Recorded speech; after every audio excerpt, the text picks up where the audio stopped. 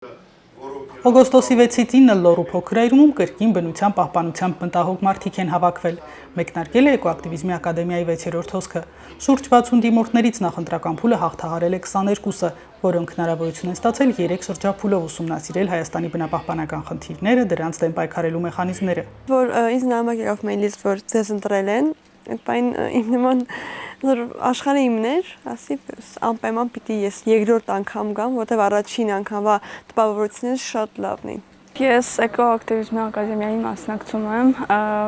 բնականաբար նոր գիտելիքներ ձեռք բերելու համար, որոնք հետագայում կօգտագործեմ համայնքային խնդիրներ լուծելու մեջ։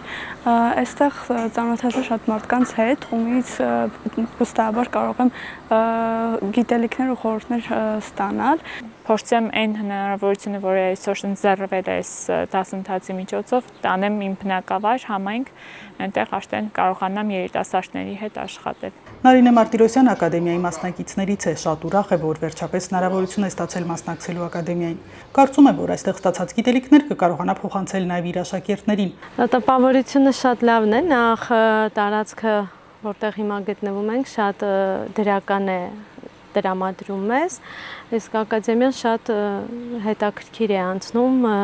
ֆասիլիտատորները շատ լավն են, շատ լավ են ընտրված ու շատ հմտորեր են վարում։ Ակադեմիային մասնակիցներ կան Հայաստանի բոլոր մարզերից, նրանց բարձրացրած խնդիրները ընդհանուր են նաև իրենց համայնքներին բնորոշ։ Բարձրացրել են օդի աղտոտվածության խնդիրը, որը գրեթե բոլոր համայնքներում հիմա կա, հատկապես քաղաքային բնակավայրերում, բարձրացրել են ջրի, կոնկրետ ջրի խնդիրն են բարձրացրել, հատկապես խմելու ջրի խնդիրը, բարձրացրել են թափոնների վերամշակման խնդիրը, բնապահպանական խնդիրները, անտառների վերականգնման խնդիրները։ Ես գիտեի խնդիրները շատ են, պարզվեց ավելի շատ են, քան ես պատկերացնում էի, հա, ու արդեն սովորելու համար, սենց ասած, ինչ-որ բանը շատ շուտ է դեռ, սովորեցի ավելի շատ խնդիրներին ծանոթանալ, այս բանին ճիշտ ձևով մոտենալ խնդիրներին, թե ոնց հասկանամ, որ աղբյուրով ճշտեմ, ոնց ճշտեմ, ինչ պետք է անել, ոնց անել,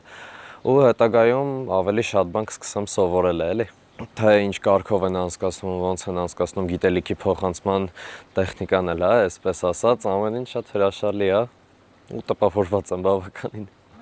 Բորիս Իլոնովին Հայաստանի բնապահպանական խնդիրներից առավել հուզում է օդի աղտոտվածությունը, կարևորում է այս ոլորտում փորձ ու գիտելիք ունեցող մարդկանց հետ շփումը։ Քանի որ ամբողջ Հայաստանի տարածքում լայնածավալ աշխատանքներ են կատարվում, շատ հաճախ նաև այդ շինարարական աշխատանքների որոշակի նորմեր չպահպանելով։ Այդ պատճառով օդը փոշոտվում է, ես էլ լինելով մարդ, ով ապրում է այնպիսի բնակավայրում, որտեղ զբոսաշրջիկները հաճախ են այցելում, այդ մտահոգությամբ ուզում եմ հասկանալ ինչ ձևերով կարող եմ այդ հարցին ինչ-որ չափով օգուտ տալ։ Համայնքային համախմբման եւ աջակցության կենտրոն հասարակական կազմակերպության նախագահ Օլեգ Դուլգարյանի խոսքով ակադեմիայի հանդեպ հետաքրքրությունը տարեց տարի մեծանում է։ Ակադեմիան դառնում է ավելի ճանաչելի, մարդիկ միմյանց կապվում են, խորհուրդ են տալիս եւ այլն, բայց կա նաեւ մյուս միտումը, որը մենք կարող ենք բաժանել երկու մասի։ Մեկը այն է, որ մարտահրավերները բնապահպանական գնալով ավելի են շատանում, այսինքն խնդիրները, որոնք լուծում չեն ստանում, եւ երկրորդ միտումը դա այն է, որ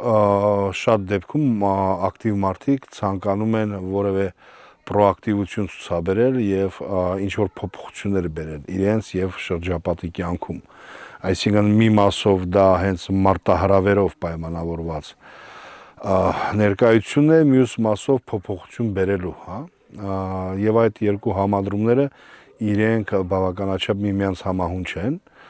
Ակադեմիայի շրջանավարտների ռազմավարական զարգացման պատասխանատու Հայկ Աբրահամյանը ակադեմիայի ձեռքբերումներից է համարում այն, որ այստեղ կրթական process-ը երբեք չի դադարում։ Ասում է, կրթական ծրագրից բացի ակադեմիան դարձել է կայուն տարածք, որտեղ էկոլոգիական խնդիրներով մտահոգ մարդիկ մշտապես քննարկում են նոր գաղափարներ, կիսվում են պայքարի իրենց փորձով, մշակում ռազմավարություն։ երբ որ խոսում ենք մասնակիցների հետ, միշտ շեշտում ենք, որ բնապահպանական խնդիրները, շրջակա միջավայրի խնդիրները իրանք միայն բնության պաշտպանությանը չեն վերաբերում, որովհետև դրանց խորքում ընկած են տեղական ժողովրդավարությունից մինչև կոռուպցիա, տնտեսական խնդիրներից մինչև սոցիալական անարդարություն, այս ամեն ինչը միշտ խաչվում է շրջակա միջավայրի խնդիրների հետ, այնպես որ մոտիվացիաները մեր մասնակիցների կարող է տարբեր տեղերից գան։ Օրինակ մարդիկ, ովքեր որ հատկապես մտահոգված են թիմի ոչ թափանցիկ, ոչ հաշվետու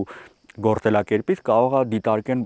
որևէ շրջակա միջավայրի խնդիր հենց այդ ռակուրսով ու իրանց մոտիվացիան լինի թիմի արդյունավետությունը, լավ կառավարումը բարձրացնելը առաջի հերթին, բնապահպանական խնդիրը երկրորդ հերթին։ Կա նաև հակառակը, մարդիկ ում համար շրջակա միջավայրի պաշտպանությունը հենց այն գերակա արժեքն է, որի համար իրենք փորձում են պայքարել, այնպես որ ինձ թվում է անկախ ամեն ինչից այս շարժման գրավչությունը նաև նրանում է, որ մենք բաց ենք ու հրավիրում ենք մարդկանց, ովքեր որ արժեքների մակարդակով կիսում են այս արժեքները եւ պատրաստ են նայել իրենց որպես համակարգային խնդիրներ։ Green Camp-ի ընթացքում ակադեմիայի 6-րդ հոսքի մասնակիցների հետ հանդիպեց Հայաստանի Հանրապետությունում Չեխիայի Հանրապետության արտակարգ եւ լիազոր դեսպան Պետեր Պերունչիկը։ Դեսպանը կարևոր համարեց այն, որ երիտասարդները անտարբեր չեն բնապահպանական խնդիրների հանդեպ եւ զբաղվում են շրջակա միջավայրի պահպանության հարցերով։ Ես կարծում եմ, որ բնությունը Հայաստանի ամենամեծ հարստություններից մեկն է։ Եթե չլինի բնությունը, չի լինի նաև զբոսաշրջությունը։ Իմ կարծիքով այս բոլոր ոլորտները սերտորեն փոխկապակցված են, իսկ բնության պահպանությունն ունի ոչ միայն բնապահպանական, այլև տնտեսական նշանակություն։ Կարծում եմ անհրաժեշտ է խրախուսել բոլոր այն գործընթացները, որոնք ուղղված են բնության պահպանությանը, եւ աջակցել այն նախաձեռնություններին, որոնց միջոցով երիտասարդներն ակտիվորեն ներգրավում են շրջակա միջավայրի խնդիրների լուծման գործում։ Քաղաքացու ձայնը Լոռու մարզի Փոքր Այրում գյուղից։